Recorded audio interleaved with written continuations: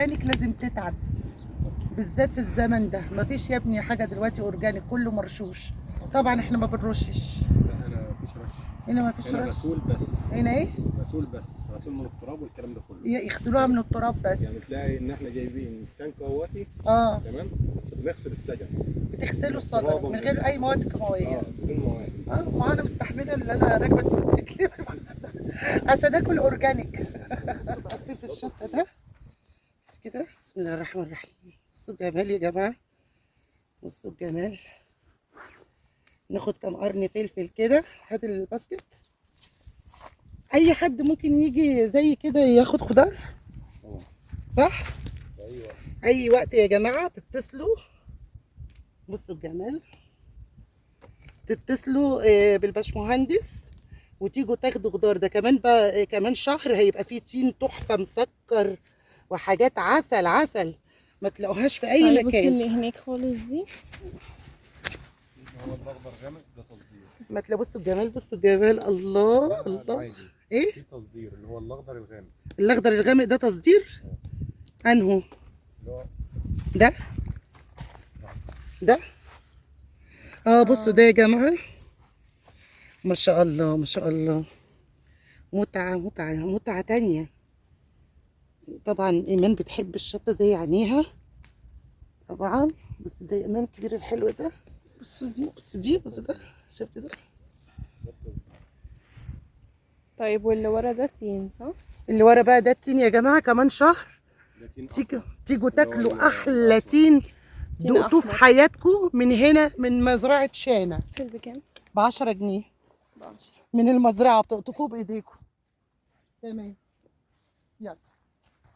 بصوا الجمال يا جماعه، يا نهار ابيض على الجمال. ما شاء الله ما شاء الله. فلفل التصدير نسيب دول عشان يطلعوا الصغننين دول. تيجوا بقى يا بنات نقوا بقى، وحتى اللي وقع في الارض ده نشف وعمل شطه، عارفين؟ وده الصغير ده تصدير، اللي هو الغامق، صح؟ الغامق ده تصدير. بصوا الاخضر، ايه ما شاء الله ما شاء الله. بصوا دي، بصوا دي يا امان، بصي بصي ما شاء الله ما شاء الله. بصوا يا جماعه دي، تعالي بصوا الجمال.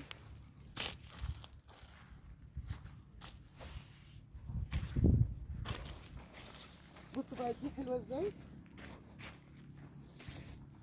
بصوا دي، بصوا ما شاء الله ما شاء الله. تعالي يا قمر. ده بقى الفلفل السكري اللي هو ما بين الحامي وما بين الايه البارد شويه. تمام، بصوا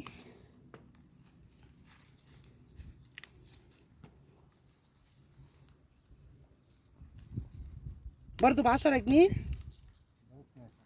ب12 جنيه يا جماعه ده.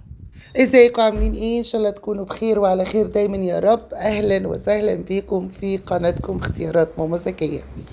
طبعا يعني انا معيش مش هيصاكم، دلعاكم بقى معايا. وديتكم المزرعه، وعايزه اقول لكم انا لما بروح المزرعه وبقطف كده بايدي، مش عارفه الاحساس ده وصل لكم ولا ايه، او ممكن تكونوا بتحسوا زي انا. ببقى في قمه سعادتي،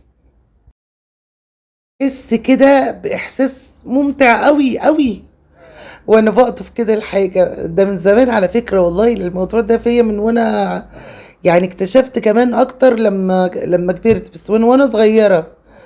انا بحب الزرع قوي، بحب الارض والكلام ده، بحب الخير عموما، يعني اي حاجه بحسها فيها خير.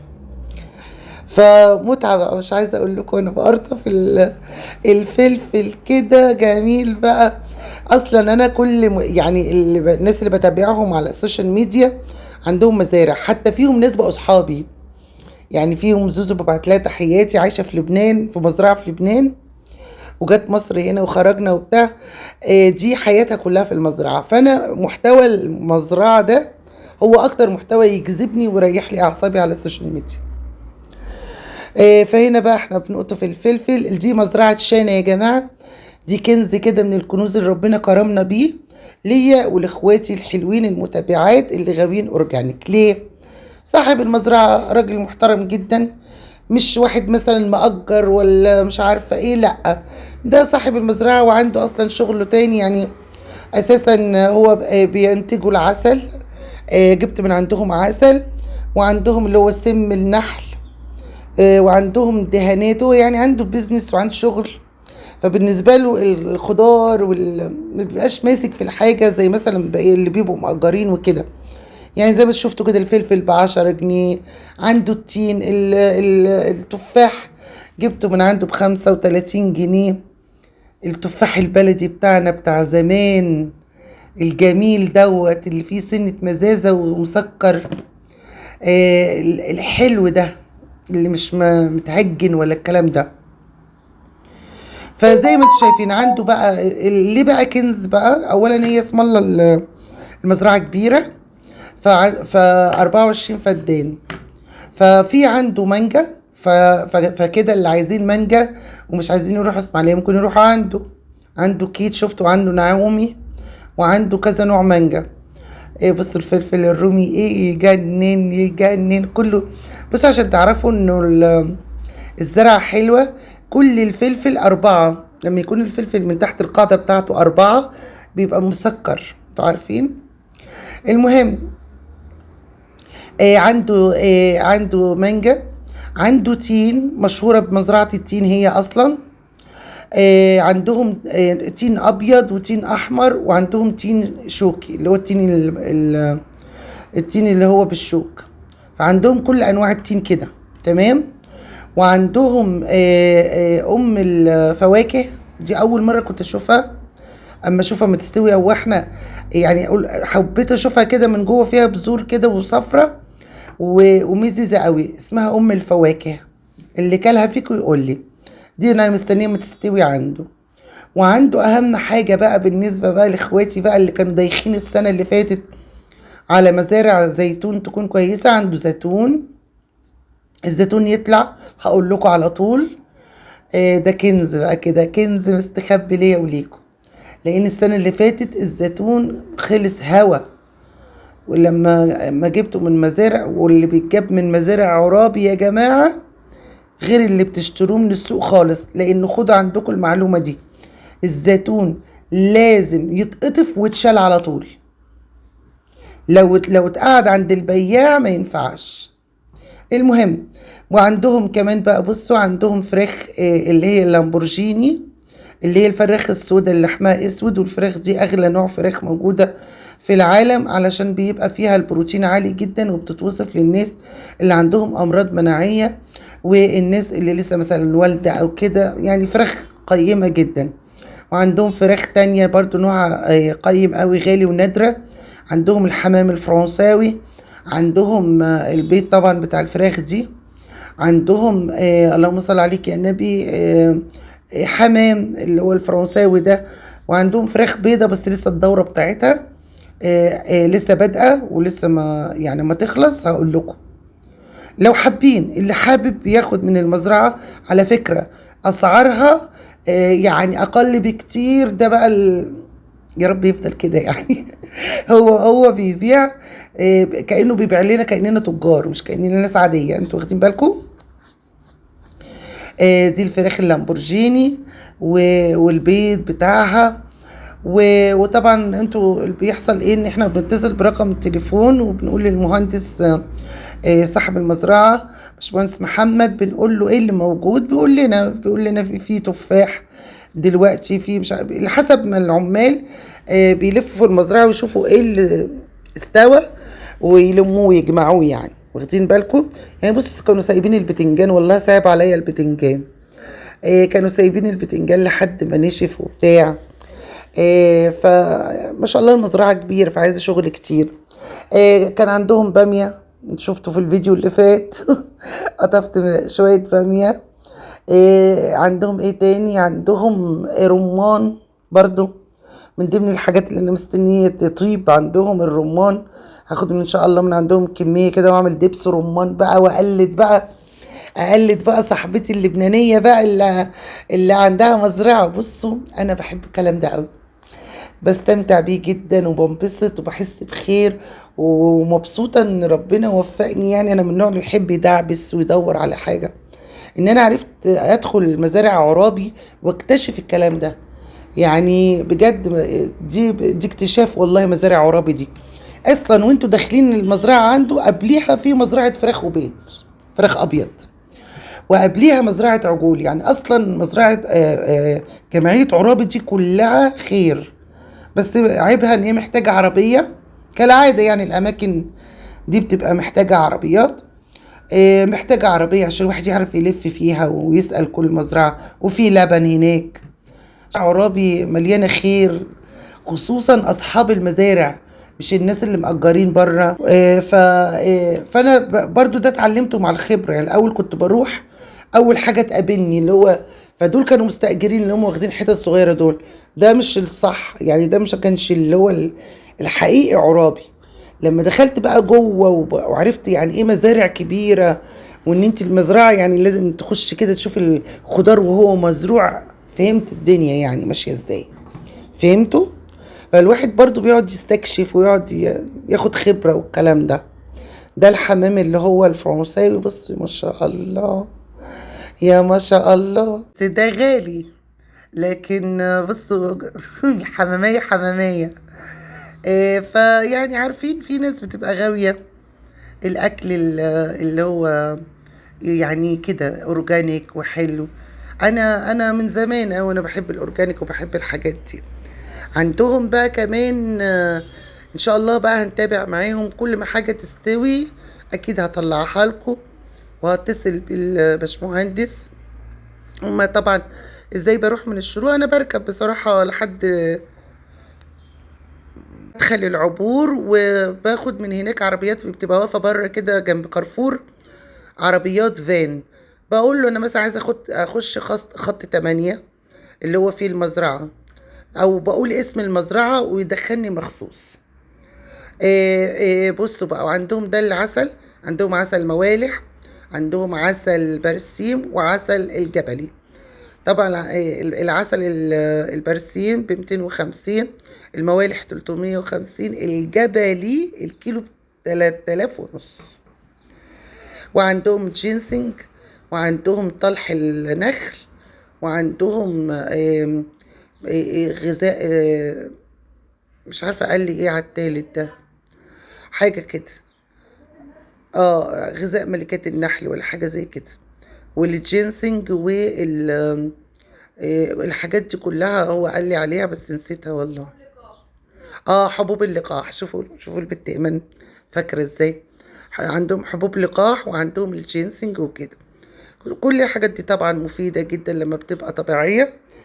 اساسا هما كمان بيودوا وبيصدروا بره، فيعني دي حاجات تصدير اصلا بتروح لاماكن كده بره. وعنده بقى سم النحل ده، هو طبعا وصفني سم النحل ده ان انا اخد منه نقطة كل يوم على ربع كوباية مية الصبح على الريق. ده بقى ما حكيت له على ظهري وكده، هيعالج العظام والآلام والالتهابات اللي في الفقرات، وكمان بيخسس. ده اللي هو انا ماسكاه ده اللي هو سم النحل، واللي جنبيه الاسود ده دهان، انا دهنته وعامل ريحته عامله زي اللي عارفين ابو فاس، بس هو حاطط عليه سم اللي هو النحل. بصراحه ممتاز. انا دهنته لحد دلوقتي مرتين. بيسخن المكان اللي انا دهناه، بيسخن العضله قوي، وبيعمل كده زي يفككها كده، ارتخاء كده في العضلات. ولو مثلا الفقرتين مثلا ضاغطين على بعض او كده، بحس ان هو بيفكهم كده، بفك الالتهاب والألم. اللي هو المرهم الاسود ده انا جربته، لكن السم بصراحة ما عنديش جراءة اجربه. حتى هو اتصل بيا امبارح وقال لي عاملة ايه يا استاذة وبتاع، قلت له بصراحة انا خايفة اجرب السم. لانه معرفش انتوا ايه رأيكم، حد فيكم جرب الموضوع ده ناخده عن طريق الفم على ربع كوبايه ميه دافيه؟ يعني هو بيقول لي على ضمانتي وبتاع. بيجي له ناس كبار قوي، يعني جاله واحد مره بيقول له يعني زوجتي ما تعبانة جدا وكده ما بتقومش من السرير، واخد منه السم واخد منه الدهان، وقعد يدعي له ويقول له ما شاء الله بقت كويسة وبتاع. بس انا خايفة، ما عنديش جرأة اعمل كده. اكتبوا لي في التعليقات اللي جرب او عنده معلومة عن سم النحل يتاخد عن طريق الفم على ربع كوباية مية، ولا ايه الظروف يعني، قولوا لي برضو. طبعا ده بقى المانجا 15/7 نبتدي نروح نبص على المانجا. بس انا متعودة اروح على اسماعيلية، بس برضو لو لقيت عنده انتاج حلو هاخد من عنده. ده بالنسبة للمانجا. بالنسبة بقى عنده حاجات تانية حلوة، مثلا التفاح عجبني قوي، عنده شجرة تفاح حلوة قوي، خدت انا من التفاح. التفاح ده بقى اليومين بتوعه، اللي عايز يروح ياخد تفاح يروح. لكن المانجا ما شاء الله لسه شوية.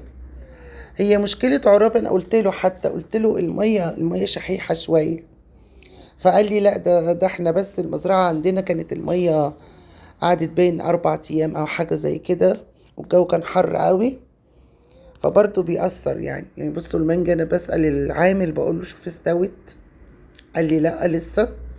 ده التفاح بقى عملت لكم التونيك اللي انا لابساه ده، عملته زي الشوال كده، وقعدت بقى ارقطف تفاح. بس هو بقى ما شاء الله دخل جاب من جوه بقى تفاح كبير حلو قوي. لكن انا قطفت اللي كان قدامي يعني، وعايزه اقول لكم جميل قوي قوي، وكرانشي قوي من كتر ما هو لسه بقى. طبعا انت قطفتيه وكلتيه يعني، لا ركب عربيه ولا اتنقل.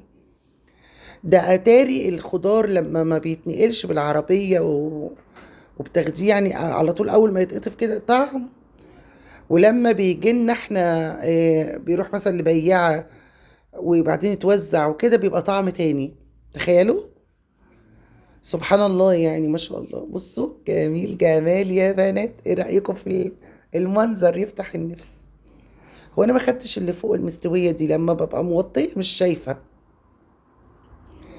جميل يعني ان شاء الله. بس هستنى كده، ممكن على اول الشهر اعمل له زيارة تانية، يكون في بقى حاجات كتير استوت يعني، وفي طماطم صغيرة قال لي ممكن كمان 15 يوم تبقى بقت حلوة. فكده ان شاء الله.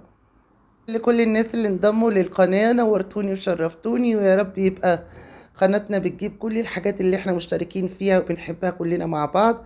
بحبكم جدا في الله يا اغلى اخوات في الدنيا. ما تنسوش بقى تعملوا لايكات كتير وشير للفيديو عشان القناة تنتشر للناس اللي بتحب الحاجات الحلوة الأورجانيك بتاعت زمان اللي مليانة خير. بحبكم في الله، والسلام عليكم ورحمة الله وبركاته.